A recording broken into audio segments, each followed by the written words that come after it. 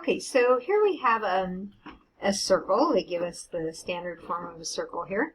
And so we know that in this h is 2 and k is -4. So it's got to be the opposite, right? Because our form says x minus h, right? So h is 2, and then it says y plus y minus k. So you have to think of that as y minus a -4 to get the k value there, okay? And then it's 9, which is 3 squared, right? Okay, so the radius is 3. Okay, so it says find the center and the radius of the circle. Center is h comma k, 2 comma -4, and then the radius is 3. Okay, so think about that and go back and review it if you need to, but okay, now how do we graph that? We'll go to 2, -4 and plot the center. So 2, -1, 2, 3, 4.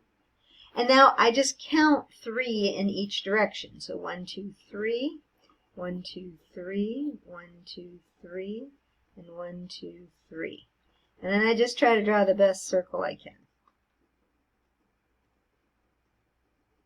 Some circles come out better than others. Okay, there's the graph. Now, the next part says use the graph to identify the relations, domain and range. Remember, it's a relation, it's not a function. Okay, so how are you going to do that? Well, the x values go from here to here. So what is that? The domain is going to be, it's going to be a square bracket, -1 to 5. And then the range is going to be from the lowest point to the highest point.